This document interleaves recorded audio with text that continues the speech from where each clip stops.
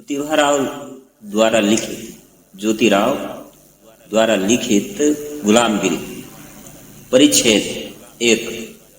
पढ़ने से पता चलता है कि ज्योतिराव गोविंदराव फुले ये गुलामगिरी लिखे हैं इस आधार पे कि यह एक ढोंडीराव नाम की एक काल्पनिक पात्र से अपनी बात संवाद और अपनी बात संवाद को व्यक्त जो है एक ढोंडीराव नाम के पात्र से किया। तो देखते हैं कि ढोंडीराव प्रश्न में क्या पूछते हैं। तो पूछते हैं, कहते हैं कि पश्चिमी के देश अंग्रेज, फ्रेंच और आदि लोग जो है गुलामी प्रथा पर रोक लगा दिया है और गुलामी प्रथा पर रोक लगा दिया है और यह जो है ब्रह्मा की बातों को मानने से इनकार कर दिया। मनु संहिता में लिखा है कि ब्रह्मा ने ब्राह्मण को जन्म दिए अपने मुख से और शूद्रों को जन्म दिए हैं अपने पैरों से। तो और शूद्रों को जन्म दिए हैं अपने पैरों से इसलिए ताकि ब्राह्मण की सेवा कर सके। तो ज्योतिराव कहते हैं कि अच्छा एक बात बताओ कि इस दुनिया में यानी इस पृथ्वी पर अंग्रेज, जर्मन, इटालियन और बहुत सारे लोग हैं। तो इन सभी को ब्रह्मा ने अपने किन अंगों से जन्म दिया? तो ढोंडीराव आगे कहते हैं कि सभी ब्राह्मण इस बात पे कहते हैं कि वो ब्राह्मण चाहे मूर्ख हो या बुद्धिमान हो, सभी कहते हैं कि पश्चिमी लोग जो है अधम, नीच और अत्याचारी थे। इसलिए उनके बारे में मनु ने अपनी संहिता में कुछ नहीं लिखा।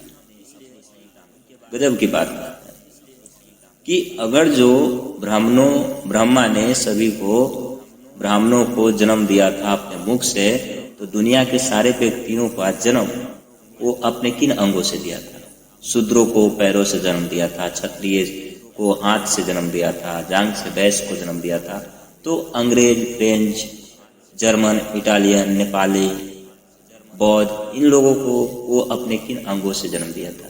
इसके बारे में मनु संहिता में तो कुछ नहीं लिखता। तो इससे प्रश्न खड़ी हो जाती है उनकी कि ये आगे तो अनुभव से पता चलती है कि सबसे अधिक नीच, कुकर्मी, ढोंगी, अत्याचारी जितने हैं वो सभी ब्राह्मणों में। इसके बारे में ज्योतिराव फिर आगे कहते हैं। तो ढोंडीराव कहते हैं कि मनु ने जो अपनी संहिता में लिखा है वह मानव समाज और मानव की उत्पत्ति और विज्ञान की परिभाषा और तर्क की कसौटियों पर वो नहीं कसता है, नहीं सही करता है। इसके कारण मनु की बातें जो है पूरी तरह से तथ्यहीन और तर्कहीन और झूठ साबित है। ये सारे संसार में सारे लोगों पे ये लागू नहीं होती है। इसके बारे में ढोंडीराव बोलते हैं कि यदि ब्रह्मा तमाम मानव जाति की उत्पत्ति के सही कारण होते तो अमेरिका, अफ्रीका के गुलामी प्रथा को वहां के लोगों और सभी लोगों ने खत्म नहीं किया। क्यों नहीं खत्म किया होता? क्योंकि सृष्टि में बहुत सारे ऐसे समाज है, बहुत सारे ऐसे प्राणी हैं। तो उन प्राणियों को अगर जो जन्म के कारण अगर जो देखा जाए तो ब्रह्मा ने अपने किन अंगों से जन्म दिया? इसके बारे में वो कहते हैं। तो तुम समझोगे कि यह तथ्यहीन, निराधार और तर्कविहीन, बेसंगत, बेतुकी यानी बिना हाथ पैर के झूठ लिखा गया। तो ढोंडीराव कहते हैं कि मतलब वह किसी प्रकार से तर्क पर उतरता ही नहीं, तथ्यहीन है, बेकार की बातें करते हैं कि तुम्हारे कहने का मतलब। तो आगे ज्योतिराव जी ब्राह्मणों की उत्पत्ति ब्रह्मा के मुख से हुई है। तो अब ब्राह्मणों की आदि मान ब्राह्मण ये ब्रह्मा के किस अंग से उत्पन्न हुए? यहाँ पे सोचने वाली बात है। तो इसके बारे में मनु संहिता में क्या लिखता है? तो ढोंडीराव बोलते हैं कि कुछ नहीं लिखता। उनके अनुसार से वो कुछ लिखते ही नहीं ब्राह्मणी के बारे में, आदि माता के बारे में, यानी कि स्त्रियों के बारे में। मनु संहिता में नहीं लिखते कि उनकी उत्पत्ति कहाँ से। आगे देखते हैं क्या लिखते हैं। कहते हैं फिर कि सभी विद्वानों और बुद्धिमान मूर्खों पंडितों द्वारा ये कहा गया कि शायद वो ब्राह्मणी जो होगी दुराचारी होगी, व्यभिचारिणी होगी, यही कारण मनु ने उनके बारे में संहिता में नहीं लिखा। ऐसा लिखते हैं, गजब की बात लिखते हैं अपने समाज के, अपने स्त्रियों के बारे में इस तरह से। ज्योतिबा राव आगे लिखते हैं कि सभी ब्राह्मणों की आदि माता जो है ब्राह्मणी है, तो उसे तुम मलेच्छों की श्रेणी में क्यों रखते? उन्हें क्या श्राप की बदबू नहीं आती है, गौमांस की बदबू नहीं आती है, तो फिर उन्हें तुम मलेच्छ क्यों कर रहे हो? एक को आप कह रहे हो कि बहुत पवित्र है, देवों की भूदेव है, और दूसरी माता को आप मलेच्छ की श्रेणी में रखते हैं। ये कहाँ की न्याय है? तो आगे धोंडी राव कहते हैं कि इसमें मेरी क्या कसूर है। चलिए आगे छोड़िए इस बातों को और आगे बताइए कि क्या है। जो ब्राह्मणी थी उनके वंशज यज्ञ हवन करवाने के बहाने गौ को कटवाते थे, गौ की हत्या करते थे और उसकी मांस खाते थे और शराब पीते थे। आपने कई व्याख्यानों और कई सम्मेलनों में आपने कह दिए हैं, कहें, और मुझे क्यों डांटा? थोड़ा सा रुकिए, आप अंग्रेजी सरकार की दीर्घजीवी होने की कामना कीजिए और यहाँ पे कुछ दिन और बताइए तो पता चल जाएगी आपको कि यहाँ पे क्या होने वाले। वहाँ पे आएंगे अंग्रेज के बड़े बड़े अधिकारी आएंगे और टेबल पर उनके लिए जो छोड़े रहेंगे जूठे भोजन छोड़े रहेंगे, गौ की मांस रहेंगे, उन सब बुटेलरों के लिए भी नहीं छोड़ेंगे। यहाँ पे बुटेलर शब्द का मतलब है कि मेजबान, यानी कि खाना परोसने वाले, जो अंग्रेज लोगों की खाना परोसते हैं। उनको सर्वेंट या कुक भी कह सकते हैं या कुछ भी कर, लेकिन बुटेलर का मतलब यहाँ पे वही है। तो कहता है कि इन सब के बारे में मनु महाराज ने कुछ नहीं लिखा, यानी मनु संहिता में मनु ने कुछ नहीं लिखा। और यहाँ पे इस सब बातों को नहीं लिखने के कारण ये लोग सोचते हैं कि चलो किसी भी प्रकार से इन सब बातों का आधार किसी और पे डाल देते हैं, अपना क्या है। तो फिर धोंडी राव कहते हैं चलिए छोड़िए, आगे बताइए इन सब बातों में बेकार की व्यर्थ की बातें नहीं है। तो आगे फिर ज्योतिराव पूछते हैं, क्या पूछते हैं? ब्रह्मा की आदि माता ब्राह्मणी है, तो वह किस मुंह से, अपने किस अंग से, कि ब्राह्मणों को पैदा करने वाले ब्रह्मा जो है वो मुंह से ब्राह्मण को पैदा किए हैं। तो प्रत्येक माह में जो मासिक धर्म चलती थी वो ब्रह्मा ने अपने मुंह में इस प्रकार से, और उनके 4, तो इस तरह से 4 चौक 16 दिन तक वो मासिक धर्म में अपवित्र रहे। तो लिंगायत महिलाओं की तरह वो भस्म मल के पवित्र हो जाते थे और वो अपना काम काज करते थे। लेकिन ये ब्रह्मा जो है 3-4 दिनों तक रहते थे, 16 दिन तक रहे। अगर जो 4 मुंह है तो 4 चौक 16 की बातें करते हैं, तो ये 16 दिन तक किस प्रकार से रहे, इनके घर के काम काज कौन किया, इसके बारे में क्या कहते हैं? तो धोंडी राव कहते हैं, क्या कहते हैं देख लेते हैं, कि इसके बारे में मनु संहिता में मनु ने कुछ नहीं लिखा। तो वो कहते हैं कि लिंगायत महिलाओं की तरह वो भस्म मल के रखते थे, मल लेते थे और पवित्र हो जाते थे, इसी कारण वो नहीं लिखे। और ब्राह्मण लोग लिंगायत महिलाओं से इसी तरह घृणा करते हैं क्योंकि वो ऐसा नहीं करते थे। इसके कारण मनु संहिता में कुछ नहीं लिखा, इनके बारे में कुछ नहीं लिखा। आगे देखते हैं क्या कहते हैं मनु के बारे में। कि अच्छा ये बता धोंडी राव, मनु क्या लिखते हैं? ब्रह्मा के मुख से जो ब्राह्मण जन्म लिए तो उसके 4 मुख, तो किस मुख से वो जन्म लिए थे ब्रह्मा, और किस मुख से जन्म लिए थे, और किस मुख में वो 9 महीने तक वो बच्चे को पाला। और जब वो ब्रह्मा नाम के जो शिशु जन्म लिए थे तो ब्रह्मा ने अपनी दूध पिलाई थी या पिलाया था, या बाहर के दूध ला के पिलाया था? इसके बारे में तुम्हारे मनु संहिता में मनु क्या लिखा? तो धोंडी राव कहते हैं कि इसके बारे में मनु संहिता में मनु कुछ नहीं लिखता। आगे बताइए कि क्या लिखा है? तो इसके बारे में तो ज्योतिराव क्या कहते हैं? तो उस महिला को रहते हुए ब्रह्मा ने अपने मुंह में गर्भ धारण किया और अपने मुंह से अपने बच्चे को जन्म दिया और 9 माह तक अपने मुंह में उस बच्चे को गर्भ धारण किया और रखा, तो इस झमेले को अपने सर पर क्यों ले लिया? उसे तो महिला थी, क्या यह झमेला तुम्हें अटपटा नहीं लगता ढोंडीराव? तो ढोंडीराव कहता, हाँ, ये पूरी तरह से अविश्वसनीय लगता है और तथ्यहीन, तर्कहीन और विज्ञान की परिभाषा से अलग लगता है। तो इसके बारे में ढोंडीराव फिर क्या इस झमेले से दूर था कि नहीं था, इसके बारे में मनु संहिता में कुछ नहीं लिखता। तो मनु संहिता में कुछ नहीं लिखता, तो अब बताएं कि ब्रह्मा को माँ बनने की इच्छा क्यों जोर पकड़ दी? क्यों ब्रह्मा को तुल समा गए कि हम ही माँ बनेंगे? पिता भी तो कहला सकता था ना, तो माँ कहलाया। आखिर ये कुछ अटपटा सा नहीं लगता?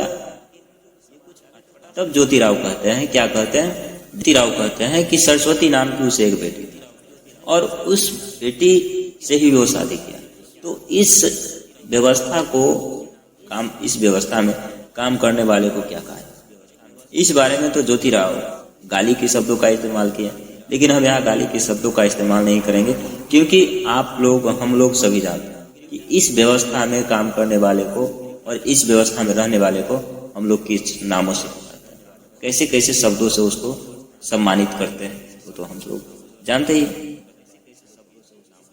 तो यहाँ पे गाली का उच्चारण किताबों में साफ साफ किया गया है उनके बारे में, और वो गाली कौन सा उच्चारण कर रहे होंगे ये तो हम सभी जानते हैं। ज्योतिराव लिखते हैं, अच्छा ये बता कि ब्रह्मा के मुख से जब ब्राह्मण जन्म ही लिया, तो ये भी बता साथ में कि ब्रह्मा के मुख में जब से गर्भ ठहरा, यानी कि ब्रह्मा के जन्म होने वाले थे बच्चा, तो उस दिन से वो उस ब्रह्मा के किस अंग में जाकर वो पला पढ़ा, उसके शिशु यानी कि गर्भ में बच्चा। इसके बारे में तुम्हारे मनु कुछ लिखते हैं या नहीं? कुछ लिखा है? ज्योतिराव लिखते हैं कि अच्छा ये बता कि जब ब्राह्मण बालक यानी कि ब्रह्मा के मुख से जब जन्म लिया था, तो इसके बारे में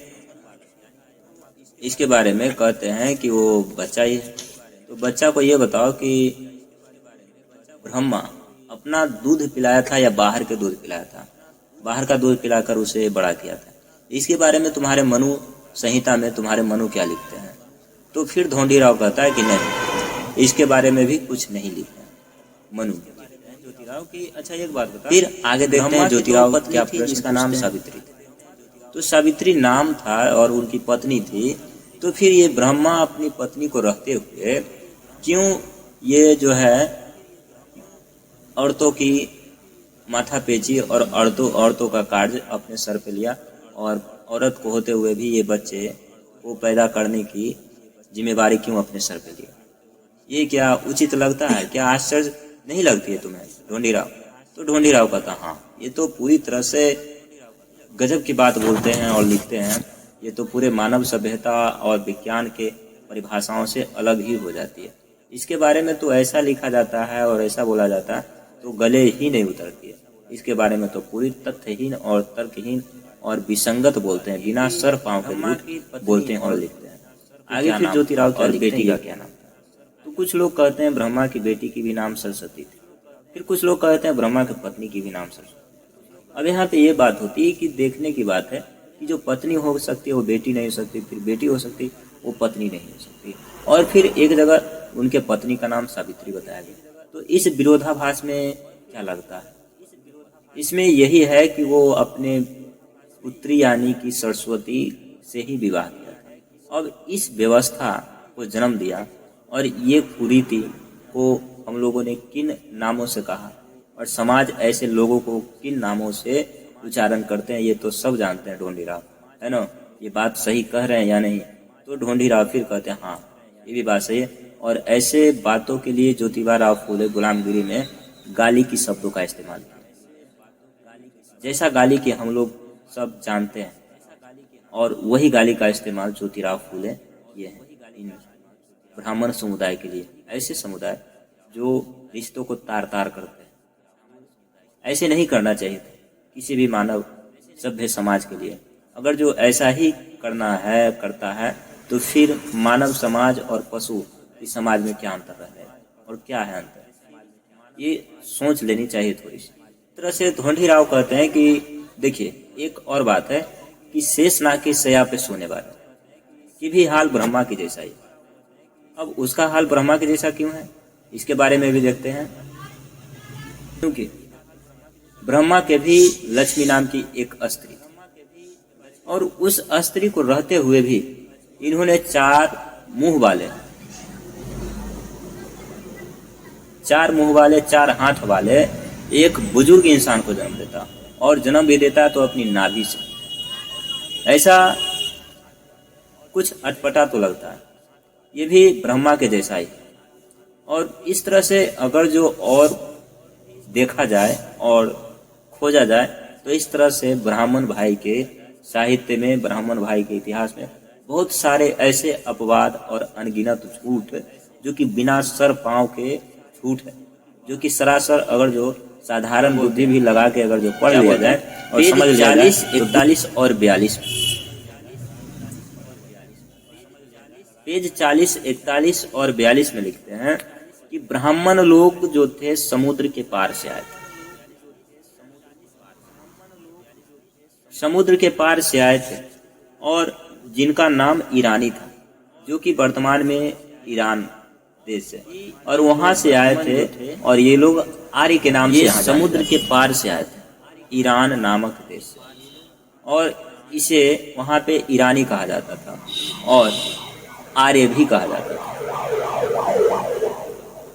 सिर्फ ज्योतिराव नहीं करते हैं, इनके पहले भी कई एक इतिहासकार ब्राह्मण ग्रंथों के आधार पर और कुछ साक्ष्यों के आधार पर भी खंडन करते हैं। बहुत सारे विदेशी इतिहासकार हैं और बहुत सारे भारतीय इतिहासकार भी हुए जो इस बात को ब्राह्मण ग्रंथों के आधार पर, ब्राह्मण इतिहासों के आधार पर ये खंडन करते हैं कि ये जो थे भारत में ब्राह्मण जो है समुद्र पार से आए थे और इन्हें आर्य कहा जाता है। तो और आगे ज्योतिराव लिखते हैं, वो भी देख लेते हैं। बड़े बड़े टोली में, समूह में आए और यहाँ के राजाओं पे बर्बर हमला किए और यहाँ के लोगों में आतंक फैलाए और राजाओं को परेशान करना शुरू किए, और राजाओं से लड़ाई लड़के और इन्हें हरा करके यहाँ के शासक बन बैठे। और ये शासक बन बैठे तो ये शासन काफी लंबा दिनों तक चलाने के लिए इन्होंने अपनी अपनी किताबें लिखना शुरू किया, और किताबें लिख करके ये प्रचार उसको करना शुरू किया। उलूल जुलूल फुलूल की नीतियां, नियम लागू करने लगा कि मैं तुम लोगों का राजा हूँ, भूदेव हूँ, यानी भूमि पे देवता के समान, और उस देवता के आदेश पर ही तुम्हारे पास आया, और तुम लोगों को शासन सिखाने के लिए, शासन तुम लोग पर करने के लिए, और तुम लोगों को छोटा बनाया गया जान करके, ब्राह्मणों को सेवा करने के लिए, गुलामी करने के लिए। हम ब्रह्मा के शरीर से जन्म लिए, मुख से जन्म लिए हैं, इसलिए हम श्रेष्ठ हैं, और तुम गुलामों को पैर से जन्म दिया ब्रह्मा, यानी कि ब्राह्मणों को सेवा। ऐसी ऐसी कहानियां गपोड़ दी हैं इन्होंने, और ऐसी कहानियां गपोड़े हैं कि समझ में नहीं आता है कि पहला नंबर तो ये बात है कि कोई पुरुष डिलीवरी नहीं करा सकता, कोई पुरुष जो है बच्चे जन्म नहीं दे सकता, और यहाँ पे पुरुष बना दिया। कहानी भी लिखने की भी कोई ढंग होनी चाहिए ताकि आने वाले भविष्य में और जो साधारण बुद्धि के भी हो ये बात समझ सकते। और बताइए इन बातों पे कौन विश्वास करेगा? सोचने की बात।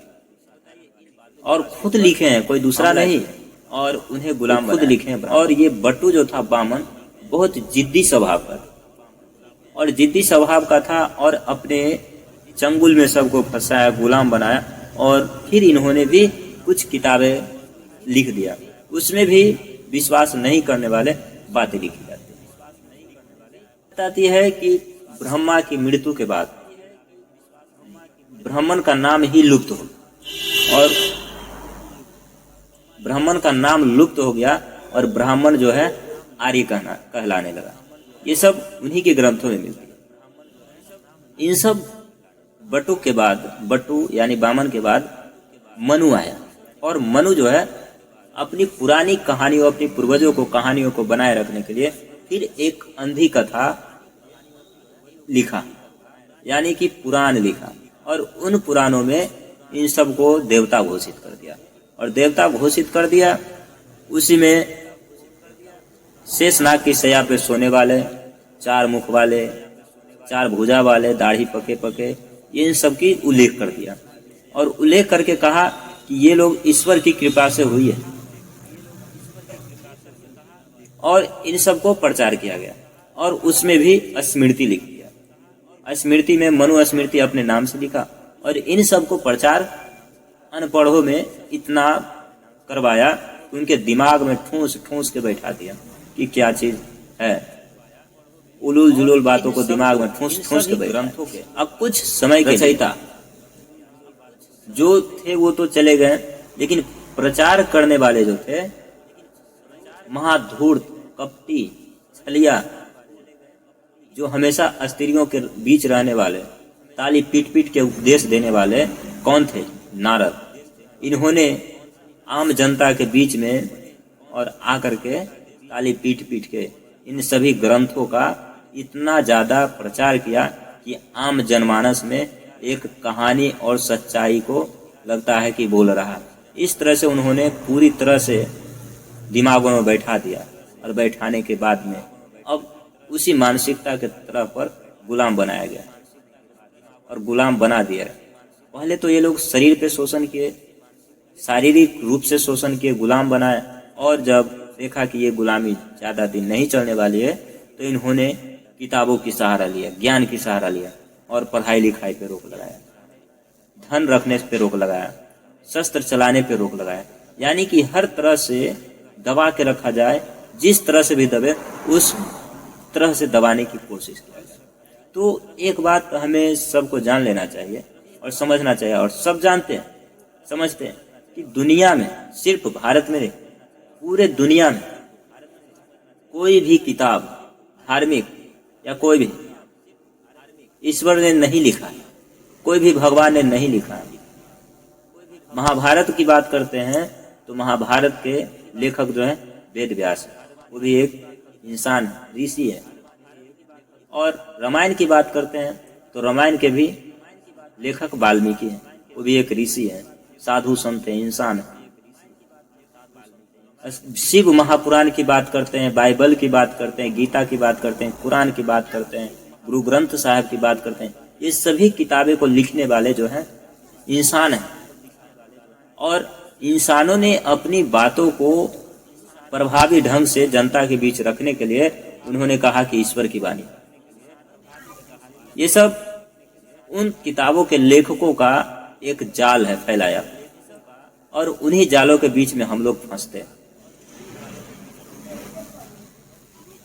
और ये सब बातों को समझते हुए भी हम लोग उस पर विश्वास करते हैं। करना ही पड़ता है, क्योंकि झूठ कुछ भी हो पहले दिखाया जाता है, या सच हो तो उस पर विश्वास ही किया जाता है। समय के अनुसार हम इसे अब आज़ादी की बात ज्योतिबा राव फूले करते हैं, और सभी को सोचते हैं कि वो मानसिक गुलामी से आज़ादी हो, शिक्षा की ओर उन्मुख हो, और शिक्षा की उन्मुख हो, और धन इकट्ठा करे, और ताकतवर बने, और अपने जीवन स्तर को ऊंचा करे। पूरे यही कामना के साथ ये गुलामगिरी लिखते हैं, और इसी के साथ परिच्छेद 1 समाप्त भी होती है।